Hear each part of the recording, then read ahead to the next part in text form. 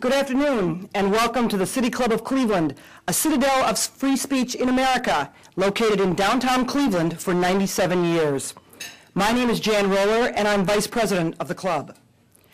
By coming to the City Club, as our audience has today, or by tuning in on radio or on our televised broadcast, you have an opportunity to learn and discuss the issues of the day. Some issues are awe-inspiring and look to the future. Others examine troubling and difficult topics where change is needed to bring hope and light to people who are suffering.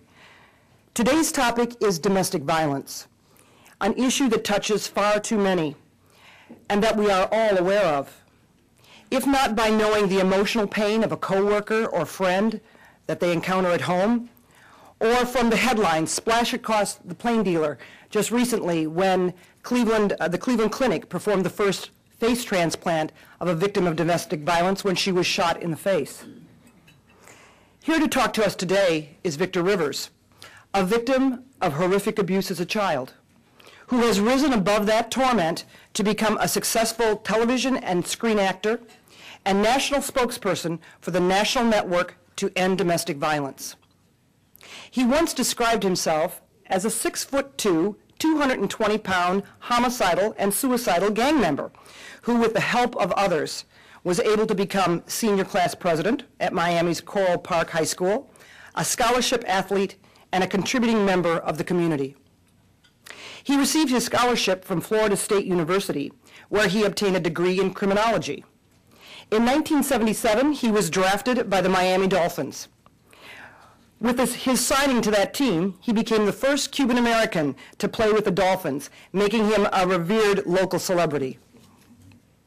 He then turned to his love of acting and moved to Los Angeles and made his feature film debut in 1984 in Fear City. He has appeared in over 20 films, including The Mask of Zorro, Blood In, Blood Out, and as Eddie Murphy's sidekick in The Distinguished Gentleman.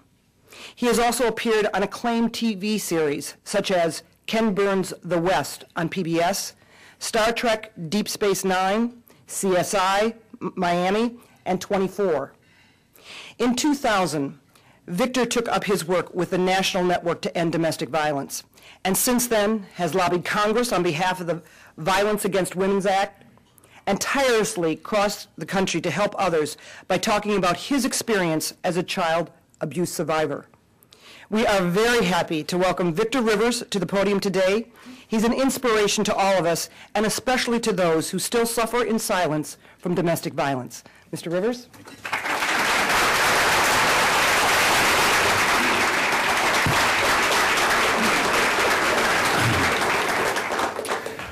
Thank you so much. I want to express my gratitude to City Club President Ralph M. Delorado Jr., to Jim Foster, to Jan, and to the board, along with everyone from KeyBank for your leadership through Diversity Series.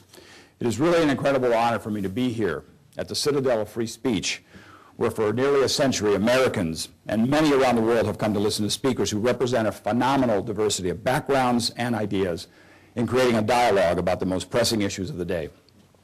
I feel very privileged today to be able to talk to you about one such issue, what I consider to be our most prevalent, yet most curable social disease in our country and in our world today, domestic violence. What begins in homes and in relationships and spreads to the streets, to our schools, our places of work, and across our planet. My goal today is to connect those dots and to talk about those connections, how they impact all of us, now more than ever during these turbulent economic times, and also to discuss how we can all play important transformational roles in breaking the chain of violence. First, though, before I continue, I do need to clear something up. I'm not a woman. Yo no soy una mujer.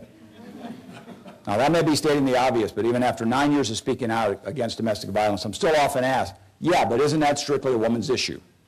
That seems to be a popular misconception, because as far as I'm concerned, domestic violence needs to be everyone's issue. No, I'm not a woman, and for the many men involved in this cause, I don't think our caring about this issue makes us women. And no, I'm not a girly man, which is something the governor of California likes to say a lot, whatever the heck that means. You know, it really concerns me when our public debate about leadership boils down to ¿quién es más macho? Who's more manly? Leadership isn't about posturing and swagger. And true machismo isn't about proving dominance and superiority. A true macho, a real manly man, is a man who joins in the movement to end violence against women and children, or anyone, and those who champion the protection, empowerment, and the health of all citizens. Now, I happen to know a little bit about misconceptions. I was born in Cuba, but I lived in this country most of my life, and it amazes me that there are those who want to label and then pigeonhole certain sectors of society. One of the reasons that I became an actor was so I could play a wide spectrum of different characters, both good and evil. And even though I'm very proud of my Latino heritage, I wanted to portray people from different walks of life other than my own. And as a matter of fact, when I was getting started as an actor, I changed my last name from Rivas to Rivers. So you're probably wondering how that's turned out. Let's see. So far, I've mostly played Latino drug dealers, Latino bank robbers, Latino convicts. Oh, and here's a stretch. I was Zorro's brother. Now, I played a lot of violent individuals on screen, but because in Hollywood, good usually triumphs over evil, they almost always have to kill me off. Very creatively, I might add. Of course, the beauty of what we do in the movies is that it's make-believe. We have a script to follow and a director to gauge the action and even the violence and to yell, cut, when it's over. But to the victims and survivors of domestic violence, family violence, and child abuse, it's not make-believe. That violence, it's real, it's terrifying, it's scarring, and sometimes it's deadly. All too often, there's no one there to yell, cut, or cut it out, before it's too late. So what's the movie Bad Guy doing talking about family violence? Why do I believe in the power of this forum so that more of us can break the silence on domestic violence? Why do I believe that our current economic and other crises make the work of violence intervention and prevention the more urgent? Well, for one reason, it's because of a woman I know. This woman had come from another country with her husband and 2 young sons, like so many other immigrant families, to pursue a better way of life here in America, only to find herself and her children terrorized by the oppression of domestic violence and child abuse that took place on a level of torture in their home. For 15 years, after giving birth to 3 more children and carrying the burden of cooking, cleaning, childcare, and a full-time job at a factory, this woman also had to endure the physical, psychological, and emotional woundings at the hands of her husband, until one day, when she set off on foot to the local laundromat, pulling her family's many loads of laundry behind her in a cart. Well, that woman didn't make it home that day. On the way there, she collapsed in the street and was rushed to a hospital where doctors determined that she was so close to death, they told her she was in God's hands. Because of repeated beatings with a steel-handled hairbrush to her chest, she had developed the form of pleurisy, a swelling of the lining of the heart. Now, this woman remained in that hospital for 2 weeks as a Jane Doe because she was too frightened to give her real name for fear of the punishment that she would receive if she did live. Fortunately, this woman survived her collapse, but upon returning to the household, the domestic violence only increased. I also speak out because of a boy I know. This boy walked into his city's police department, and he took off all his clothes in front of a room full of police officers. And as that boy stood there naked, the officers were horrified that this boy's body was covered in bruises, welts, and burns. The boy told the police, my father's doing this to me, to my siblings, and to my mom. And then he pleaded with him. He said, please go to my house and get him out of there for good. Arrest him.